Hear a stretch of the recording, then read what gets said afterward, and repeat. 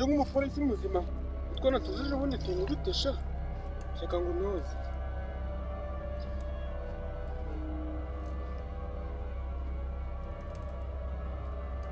namwe maboko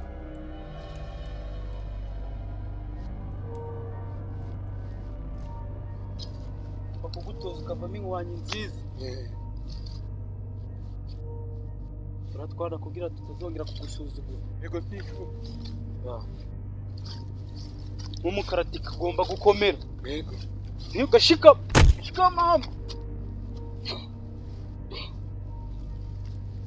ugomba gukomera kumva ko upfunze manuka gatoya ufite igifunze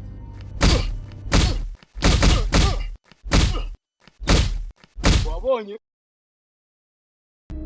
yagukubita ukuremo ntabwo ari kucyo bakuramo igifunze gwere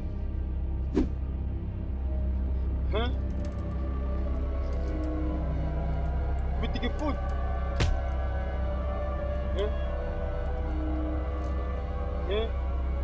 ugomba kubanguka bwangu ngutoza ngiye kunyereka ko uri umusore ufata vuba yego sifu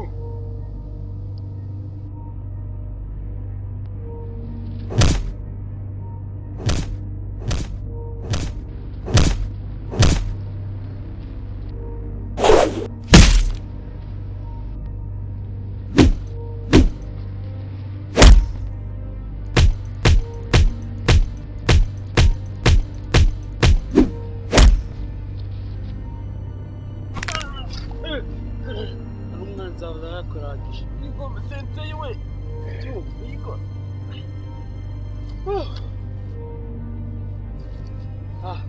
ndabona imyitozo yari iyo kadutaha ariko umaze kwisumbura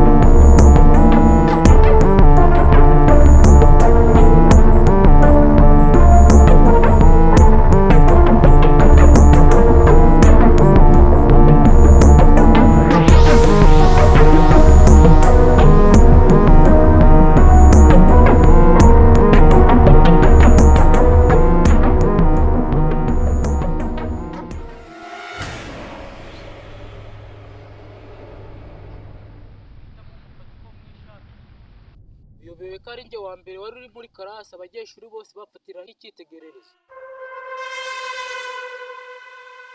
ibyo ngibyo byari bya kera ubu ngubu ni njye usigaye uri uwa mbere ibyo ndi kubyumva usigaye uri uwa mbere ariko njyewe navutse ndi uwa mbere kandi nzahora ndi uwa mbere usigaye uri uwa mbere kandi njye navutse ndi uwa mbere na master hari igihe cyageze murengaho nifata ugasiga karashe nyuma y'ikigo nta burenganzira wabihawe master sinzi ubu yo yazanaga kandi nayo imaze kubona ririya shuri ryanyu rimaze kuva bitanizanira mu babies reba igihe waziye nihe ntego nyamwinshi wari ushaka kumbwira ni iki wari ugamije wari ushaka kumbwira ibyo gutoza abandi ibyo ntacyo bibareba ibyo ni ibyanjye ku giti cyane kandi navuye mu ishuri mbishaka, navuye muri classe mbishaka.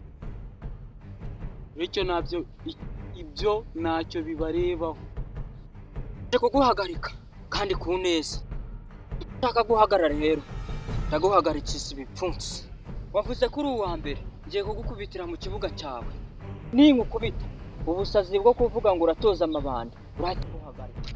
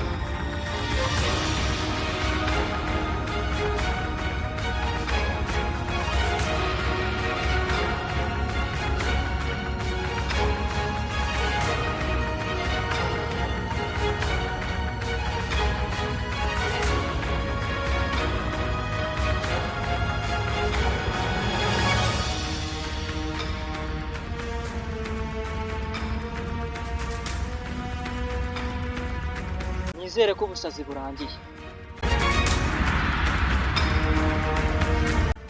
Nyemeje ndemera. Ngiye guhita ufunga iri shuri gitaraganya. Nsubireyo nange raporo. Bimeze kabisa. Nyemeje ngende umuntu wemera buri. Nyemeje ngendemera. Burangiye magarara ku isezerano ryanjye. Nabikubwiye.